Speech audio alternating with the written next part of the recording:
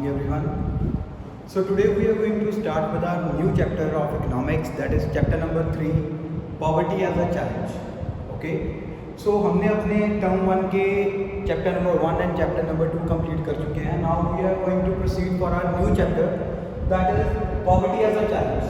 So first of all, what do you mean by poverty? Poverty को हम normally Hindi में क्या बोलते हैं? गरीबी, है ना? So in economics term, poverty means a situation or a condition in which a person or a community lacks the financial resources. एक ऐसी सिचुएशन जहां पे पर्सन या फिर एक सोसाइटी के पास फाइनेंशियल रिसोर्सेज की शॉर्टेज है and essential for minimum standard of living means unable to fulfill basic needs of life. So in short, poverty refers to a situation where a person or a group is unable to fulfill their basic needs of life. अब हमारी basic needs of life कौन सी होती है? Basically हमारे पास 3 basic needs हैं life की, that means food, shelter and clothes. रोटी, कपड़ा और मकान. ठीक है? So the next one is it includes means poverty definition की examples: lack of shelter, lack of clean drinking water, hunger, lack of regular jobs, lack of sanitation, unable to send children to go for school. ये सारे indicators, ये सारी examples हमारे पास क्या चीज represent करती है? Situation of poverty. Now the next one is, ये था हमारे पास second topic, first, second. Now the third one is, who are the various persons comes under rural poor, rural poverty or urban poverty. So under rural poor और rural poverty में हमारे पास कौन कौन से persons पाए जाते हैं? लैंडलेस persons, जिनके पास कोई भी जमीन नहीं है अपनी. सेकेंड वन, एग्रीकल्चरल वर्कर्स, जो दिहाड़ी पे हम persons जो मजदूर रखते हैं अपने खेतों में. Third one is poor health. Next one, ये हमारे पास पॉवर्टी आ गई, ये हमारे पास रूरल पुअर थे. ठीक है? No electricity, no drinking water. जहां पे किसी पर्सन के पास, जो पर्सन इलेक्ट्रिसिटी का अफोर्ड नहीं कर सकता, जो पर्सन क्लीन ड्रिंकिंग वाटर का अफोर्ड नहीं कर सकता, जो person proper health care facilities का अफोर्ड नहीं कर सकता, उस पर्सन की सिचुएशन को हम बोलते हैं that person comes under the situation of poverty. And in the same way urban poverty, urban poverty includes illiteracy in urban areas, irregular employment, poor health, no electricity and child labor. हम ज़्यादातर क्या देखते हैं, जैसे कि हमारे पास जो urban areas में जो नियर अबाउट रेस्टोरेंट्स या छोटे छोटे ढाबे खुले होते हैं, वहाँ पे छोटे छोटे बच्चे काम कर रहे होते हैं. दैट मीन्स उसको हम बोलते हैं चाइल्ड पॉवर्टी. जो पर्सन या जो child below the age of 14 कहीं पे जॉब कर रहा है और बदले में उसको सैलरी मिल रही है, तो सिचुएशन को हम बोलते हैं चाइल्ड लेबर पॉवर्टी. ओके, तो ये हमारे पास कुछ एग्जांपल्स थी rural poverty and urban poverty की. Now the situation was this कि हम पॉवर्टी को मेजर कैसे करते हैं. देखो, हम अपनी इकोनॉमिक्स पढ़ रहे हैं. ठीक है? सो +1 एंड +2 में भी आपको ये टॉपिक दोबारा से आएगा कि बताओ पॉवर्टी को एस्टिमेट कैसे हम करते हैं और ये कंसेप्ट कहाँ से शुरू हुआ. ठीक है? ईच एंड एवरीथिंग, ये टॉपिक जैसे जैसे आपकी क्लासेस बढ़ती जाएंगी, इसका टॉपिक और ज़्यादा डीप होता जाएगा. ठीक है? सो यहाँ पे मैंने एक पर्सन का नाम लिखा है, Dadabhai Naoroji. Dadabhai Naoroji was the first person who tries to estimate the poverty. ये एक पहले पर्सन थे हमारे इंडिया में जिन्होंने पॉवर्टी को एस्टिमेट करने के लिए कुछ कंसेप्ट्स को इंट्रोड्यूस किया. लेटर ऑन हम वो भी पढ़ेंगे. ठीक है? So basically measure of poverty, इस पूरे टॉपिक में हमारे पास जो फर्स्ट टॉपिक है आपका अर्बन पुअर और रूरल पुअर की केस स्टडी आपके पास. उस केस स्टडी से पहले जो इंट्रोडक्शन का टॉपिक है, ये सारा टॉपिक हम उसमें से कवर करेंगे. ठीक है?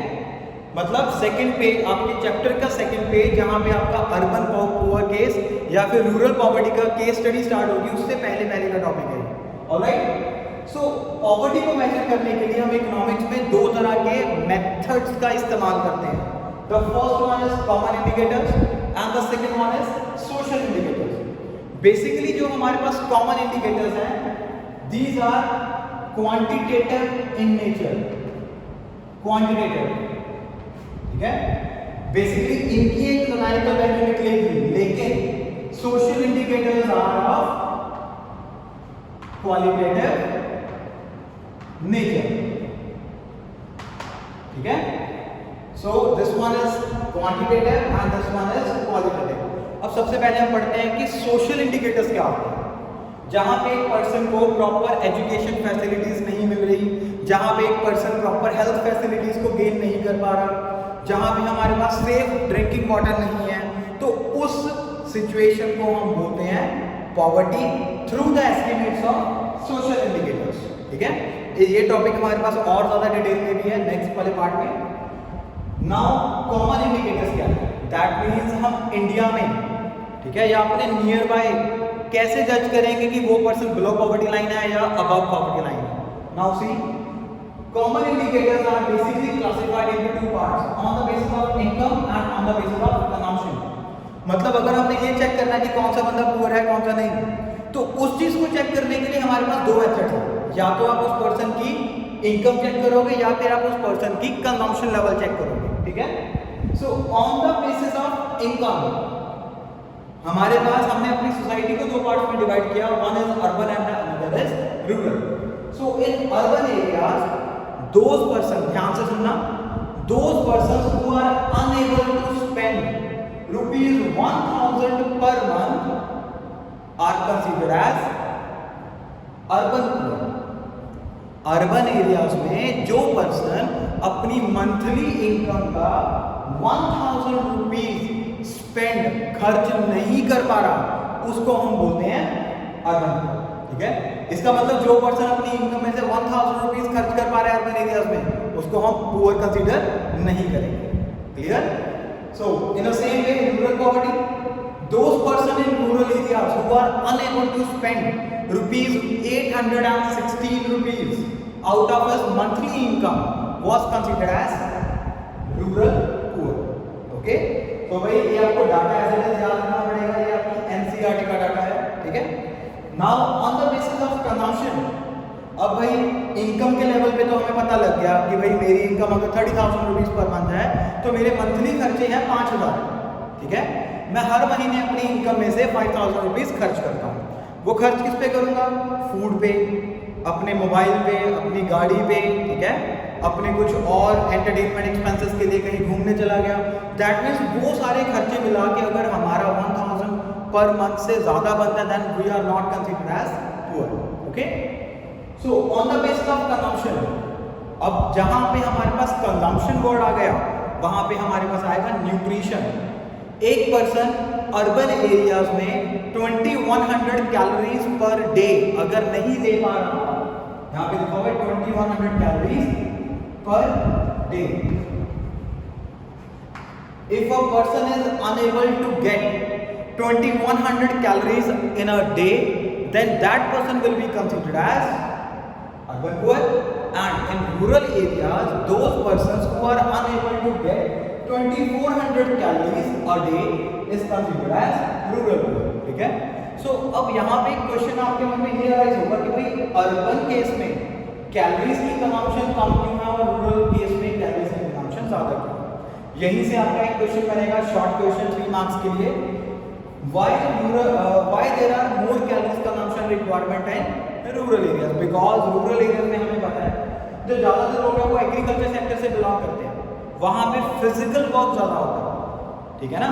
फिजिकल एक्टिविटीज का ज्यादा होने के कारण रूरल एरियाज में कैलोरीज की कंजम्पशन ज्यादा है as compare to urban, okay. So भाई ये आपका चार्ट इंपॉर्टेंट है, दिस वन, ठीक है। बहुत ही मैंने क्लासिफाई करके लिखा हुआ है इसको। सबसे पहले पॉवर्टी की definition as it is, next one poverty के अंदर हम कौन कौन से एलिमेंट्स को कंसीडर करेंगे, then who are rural poors and who are urban poors, ठीक है। और उसके बाद how do we calculate poverty. अब यहाँ पे मैं एक क्वेश्चन बोल रहा हूँ, how do we calculate poverty, या फिर how do we calculate poverty line, ठीक है। पॉवर्टी लाइन, ये हमारे पास दो डिफरेंट कंसेप्ट है। पॉवर्टी को हम कैसे कैलकुलेट करते हैं, उसके लिए हमारे पास दो मेथड्स हैं, कॉमन एंड सोशल इंडिकेटर्स। लेकिन पॉवर्टी लाइन एक पर्टिकुलर न्यूमेरिकल मेथड है हमारे पास, ठीक है। So first of all just have a look upon it. and then we will proceed further.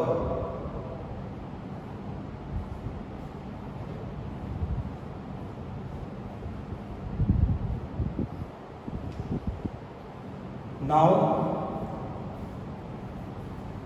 I am going to erase some of the topics.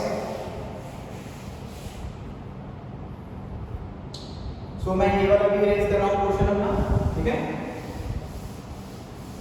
अब यहां से मैं अपना टॉपिक स्टार्ट करूंगा पॉवर्टी लाइन। पॉवर्टी लाइन क्या होती है हमारे पास, ठीक है।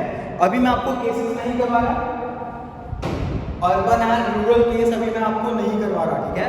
नेक्स्ट वीडियो में हम सिर्फ और सिर्फ अर्बन और रूरल केसेस ही करेंगे, okay. So now what do you mean by poverty line? It refers to that line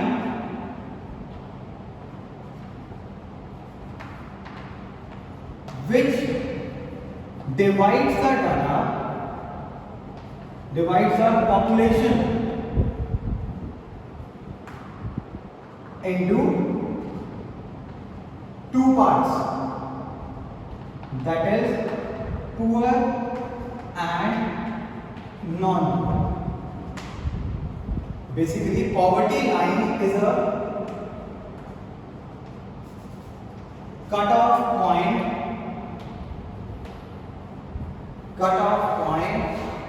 which divides the population into two parts.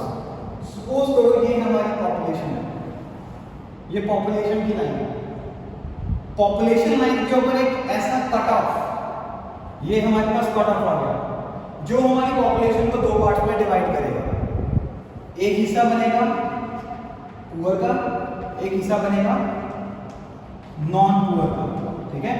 और यहीं से हमारे पास कंसेप्ट अराइज होता है below poverty line and above poverty line, alright. So those persons who are considered as poor is known as that persons comes under below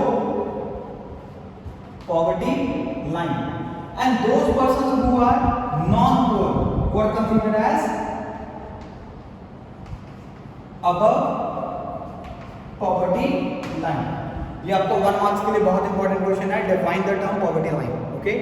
now हमें कैसे पता लगेगा अगेन कि भाई कौन सा पर्सन बिलो पॉवर्टी लाइन है एंड कौन सा पर्सन अबव पॉवर्टी लाइन है?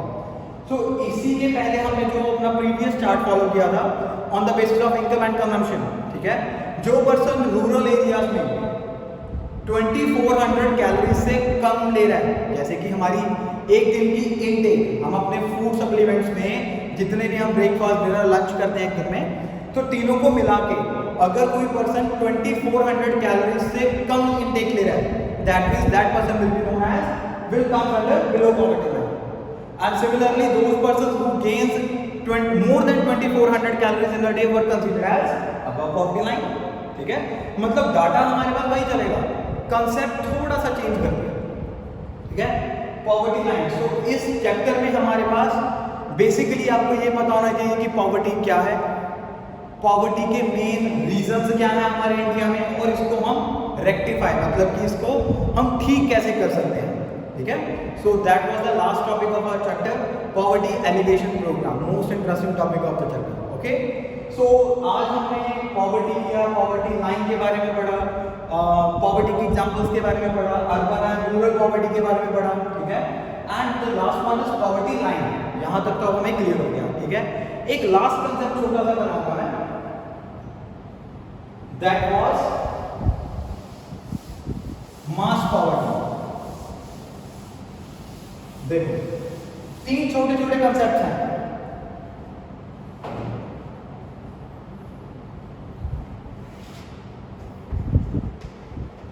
मास poverty,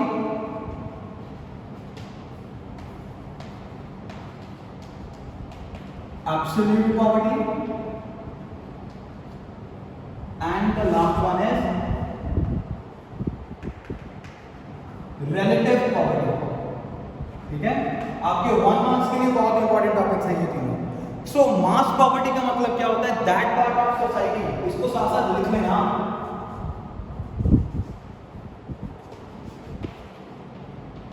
that part of society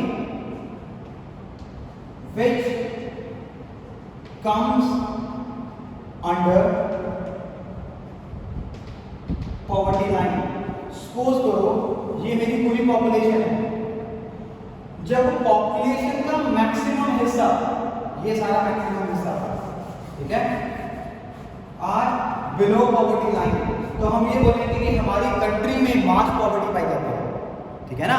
nearly हमारी कंट्री में 30 crore population out of 130, 130 crore की पॉपुलेशन में से 30 करोड़ पॉपुलेशन हमारी बिलो पॉवर्टी लाइन है।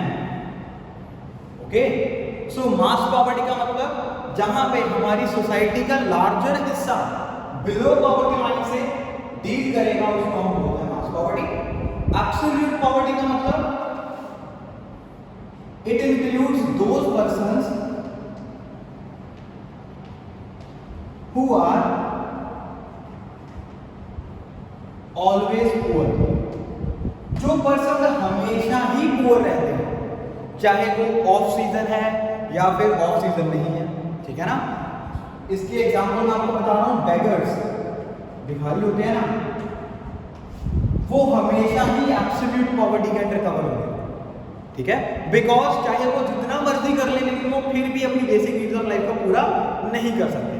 ओके, सो भाई जो पर्सन हमेशा ही काम करने के बावजूद भी जो पर्सन पुअर है, मतलब अपनी बेसिक नीड्स को फुलफिल नहीं कर पा रहा, that person will come under absolute poverty.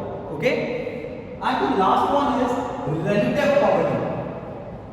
Relative poverty का मतलब जब हम एक पर्सन को दूसरे पर्सन के साथ कंपेयर करेंगे, for example mister x, for example mister x is relatively poor than Mr. Ambani. Mukesh Ambani का नाम सुना ना, रिलायंस इंडस्ट्रीज। कहता है जो मिस्टर एक्स है वो सिर्फ अंबानी के comparison he is relatively poor than Mr. Ambani. इसका मतलब ये नहीं है कि ये पर्सन हमेशा से ही पुअर है, ये पर्सन सिर्फ अंबानी के मुकाबले पुअर है। बट ये भी हो सकता है कि जो एक्स है is relatively richer than Mr. Y. तो अब कंसेप्ट को समझिए, जहां पे हम पर्सन टू पर्सन कंपेयर करेंगे, मैं बोलूंगा भाई मेरी सैलरी या फिर मेरी मंथली इनकम मेरे ब्रदर से कम है, that means I am relatively poor then my brother. लेकिन इसका मतलब ये थोड़ा है कि मैं बाकी से भी गरीब हूं, समझ रहे हो ना पॉइंट को। तो दैट मीन्स रिलेटिव पॉवर्टी का मतलब क्या हुआ, जहां आप एक पर्सन को दूसरे पर्सन से कंपेयर करोगे on the basis of income and consumption. So मैंने आपको अपनी एग्जांपल दी, अगर मैं एक मंथ में 50,000 रुपीज अर्न कर रहा हूं और मेरा ब्रदर जो था वो 90,000 अर्न कर रहा है, then mister Nitin will be relatively poor then his brother. लेकिन इसका मतलब ये नहीं है कि मैं अपने मेरे सर्कल में जितने भी पर्सन है मैं सभी से गरीब हूं, ऐसा नहीं होगा, ठीक है। तो हमने आज 3 पॉइंट्स देख लिए, mass poverty, absolute poverty and relative poverty, ठीक है। सो सबसे पहले मैं आपको नेक्स्ट वीडियो में यही चीज समझाऊंगा कि पॉवर्टी लाइन को हम कितने छोटे छोटे पार्ट्स में डिवाइड कर सकते हैं। आपने सुना होगा मिलेनियर, बिलेनियर्स, ठीक है ना। तो ऐसे सारे पार्ट्स में आपको बताऊंगा कि रिच कौन से होते हैं, बिलेनियर्स कौन से होते हैं और मिलेनियर्स कौन से होते हैं, ठीक है। सो आज हमारे पास इंट्रोडक्शन थी आपके चैप्टर की first 2 pages. So hope so you enjoy the video and अपने नोट्स साथ साथ प्रिपेयर करना and we will see and we will meet again in the new class. Okay, so goodbye and